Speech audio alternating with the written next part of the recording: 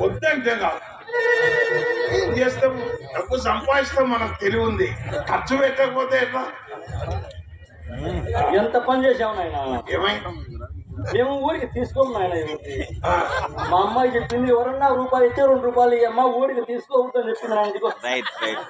ఈ సొమ్ము మాకు వద్దనే వద్దున్నాయన. వద్దు బాబు, 50 ఇచ్చినా నాయన.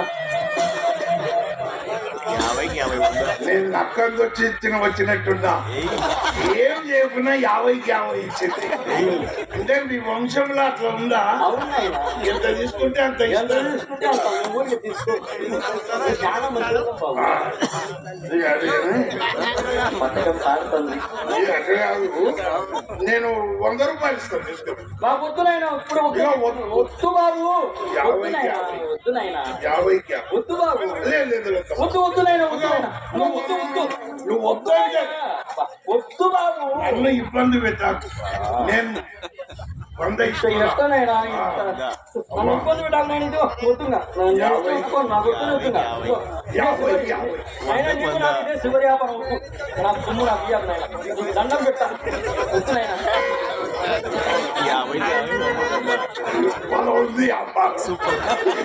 50కి 50 100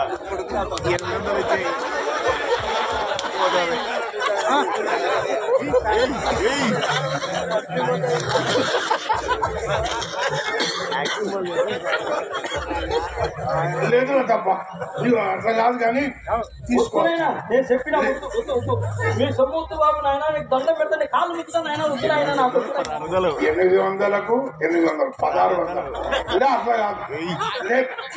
వద్దు బాబు, వద్దు నాయన, దండం పెడతాను.